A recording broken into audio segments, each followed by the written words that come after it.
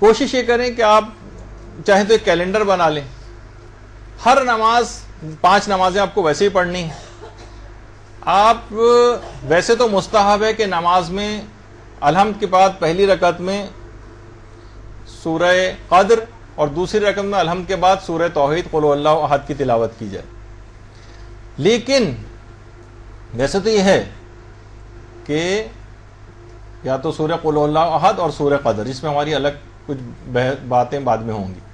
لیکن کچھ خاص فوائد کے سورے ایسے ہیں کہ وہ آپ الگ الگ نمازوں میں کوشش کر کے پڑھنے کی عادت ڈالیں. دیکھیں، ایک تو علماء نے جب خشوع خضوع جب نماز کی بات آئے گی تو اس کے اندر ایک طریقہ یہ بھی ہے کہ دیکھیے جو آپ چیزیں آپ کی زبان پر ہمیشہ سے رائج ہو جاتی ہیں نا، پھر آپ کی توجہ کم ہو جاتی. آپ اگر سورے بدل کے نمازوں میں پڑھیں گی نا تو آپ پہلے سے ارادہ کر کے پڑھیں گی. آج مجھے نماز کو شروع کرنے سے پہلے تیاری میں چیز ہے کہ آپ ارادہ کریں آج الحمد کے بعد میں یہ والا سورے کا میں نے تعین کیا ہے، یعنی یہ والا سورہ میں پڑھوں گی، اور اس کے بعد پھر دوسری رکعت میں تو چلیں قل اللہ احد. لیکن اسی طرح سے 5 نمازوں میں 5 الگ الگ سورے بھی پہلی رکعت میں آپ پڑھ سکتی ہیں. اچھا، اس کا یہ کیوں ہم کر رہے ہیں؟ کچھ سوروں کے خاص الخاص فائدے ایسے ہیں جن کو بھی انسان کو حاصل کرنا چاہیے. مثلا کوئی شخص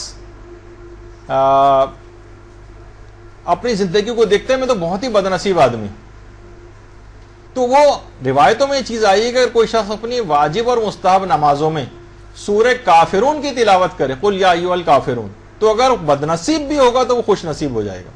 یہ فائدہ کیوں نہیں لیتے؟ بہت ایک خاتون تھی انتہائی پریشان، یعنی اس کی اپنی ازدواجی زندگی بہت، جیسے وہ کہتی تھی کہ میں انتہائی بدقسمتی کی زندگی گزار رہی. جب اس کو یہ والی بات پتہ چلی، اس نے نماز میں سورہ کافرون شروع کی. اب معلوم چلا کہ اس کی زندگی بہت بہتری آ گئی ہے اور وہ تمام مسائل اس کے حل ہوتے چلے گئے. کچھ خواتین نے اپنا ذاتی ایکسپیرینس بھی بتایا. تو آپ باقاعدہ کہ مقرر کر لیں کہ آج میں سورہ کافرون پڑھوں گی. کچھ خاص مقاصد میں کامیابی کے لیے کچھ بڑے مقصد آ جاتے ہیں.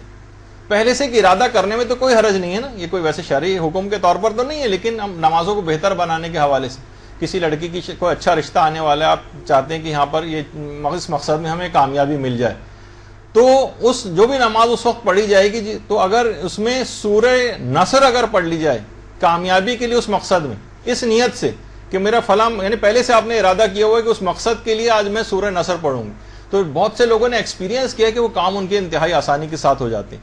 خاص طور پر آج کل کے زمانے میں اپنے دشمنوں کے اوپر فتح و نصرت حاصل کرنے کے لیے سورہ نصر کی بھی بڑی تاکید. دشمنوں پر کامیابی. دیکھیں، نمازوں کو بہتر سے بہتر بنانا ہے نا. ہم ایک سورہ پڑھتے ہیں، ایک سورہ پڑھنے کا ثواب ملتا ہے نماز میں. نماز میں ایک سورہ ایسا ہے کہ اس کو پڑھنا پورے قرآن کا ثواب ایک نماز میں پڑھنے میں دلواتا ہے. اور پیغمبر اسلام نے جو جملہ ارشاد فرمایا ہے اور تفسیر برہان میں آیا ہے وہ ہے سورہ والعادیات کا پڑھنا. سورہ کوثر کا یہ ثواب ہے کہ اگر کوئی شخص چاہتا ہے کہ پیغمبر اسلام کی کرسی کے برابر طوبہ میں اس کو کرسی ملے تو وہ سورہ کوثر کی تلاوت کرے. اور ایک چیز اور بھی سورہ کوثر کے لیے بڑی اہم ہے، وہ یہ ہے کہ بہت سے لوگوں نے خاص طور پر وہ خواتین یا وہ جوڑے کہ جن کے یہاں اولاد نہیں ہوتی، اگر وہ اس نیت سے سورہ کوثر پڑھنا شروع کر دیں، دماغ میں چھپی ہوئی نیت ہو کہ پروردگار پیغمبر اسلام کو تو نے قیامت تک ان کی ایک نسل جاری کی کہ میرے ہاں بھی یہ سلسلہ شروع ہو جائے، تو وہ اگر نمازوں میں سورہ کوثر پڑھے تو جن جن لوگوں نے اس کا تجربہ کیا وہ بھی صاحب اولاد ہو گئے. اور اس کے بعد جیسے یہ جو بھی میں نے سورہ والعادیات کا آپ کو بتایا کہ اسے پورے قرآن پڑھنے کا اس کو ثواب ملے گا. تفسیر برہان میں یہ بات لکھی ہوئی ہے صرف ایک سورہ کو پڑھنے سے.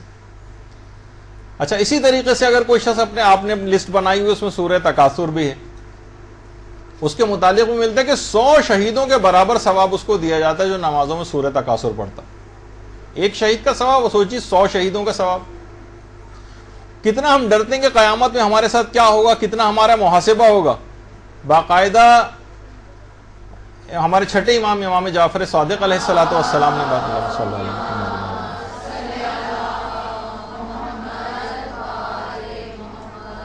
امام نے فرمایا کہ قیامت میں اس شخص کا محاسبہ ہی نہیں ہوگا جو نمازوں میں سورہ فیل کی تلاوت کرے گا. محاسبہ ہوگا ہی نہیں اور براہ راست داخل جنت کر دیا جائے گا. کتنا اہم معاملہ ہے.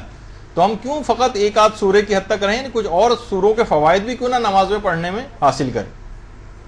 اچھا، بہت بڑا مسئلہ، اس پہ ہماری پوری 1 یا 2 نشستیں ہوں گی.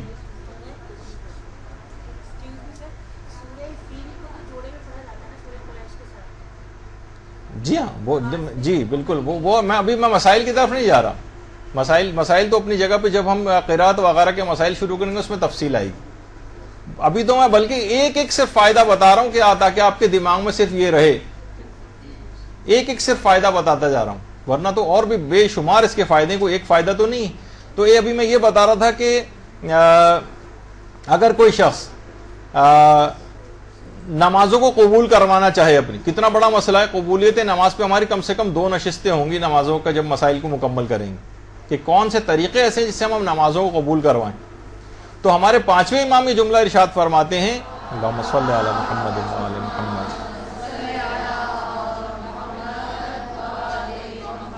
کہ جو شخص یہ چاہتا ہے کہ اس کے نماز اور روزے قبول کر لیے جائیں, اسے چاہیے کہ وہ نماز میں سورہ ماعون کی تلاوت کرے. ارائیت الذی یکذب بالدین, سورہ ماعون کی تلاوت, اس کے نمازیں بھی ساری قبول ہو جائیں گی اور روزے بھی تمام پروردگار عالم قبول کر لے گا.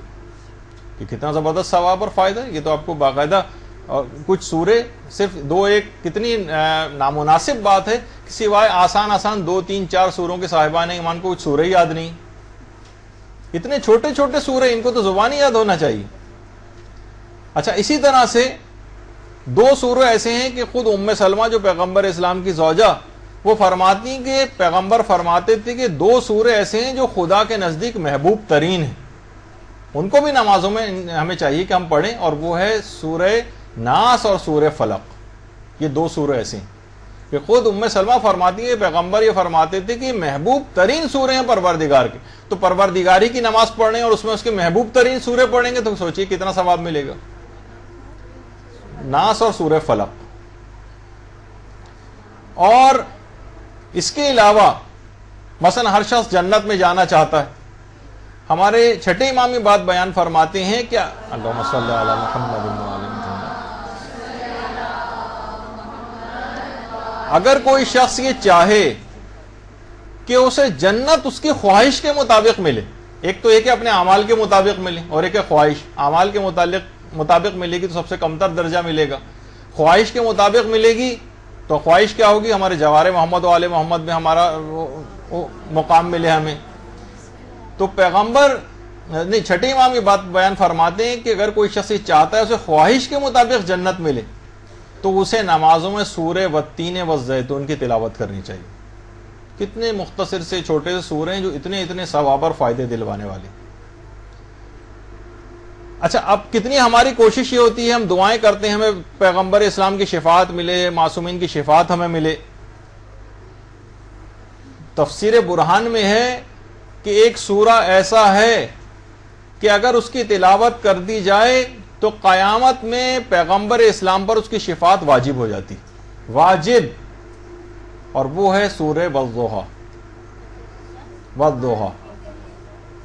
پیغمبر اسلام پر اس کی شفاعت واجب ہو جاتی جو نمازوں میں سورہ والضحیٰ کی تلاوت کرتا ہے.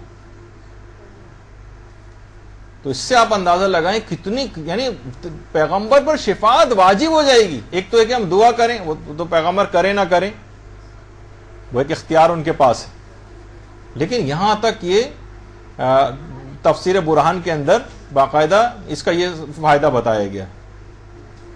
اور ظاہر ہے کہ سب طالب علم بھی ہیں, بچوں کو بھی خاص طور پر والدین کو چاہیے کہ ان سے کہیں کہ وہ نمازوں میں اگر سورہ والشمس کی تلاوت کریں, سورہ والشمس کی, تو ایک تو اس کو توفیقات کے خزانے ملتے ہیں جو بھی سورہ والشمس کی تلاوت کرتا ہے, اور اس کا حافظہ بڑا قوی ہو جاتا ہے. تو طالب علم خاص طور پہ بچوں کو والدین کو سکھانا چاہیے کہ نماز میں سورہ والشمس پڑھیں تاکہ ان کی میموری اور حافظہ بڑھتا چلے, پڑھائی میں بھی اچھے ہو جائیں گے.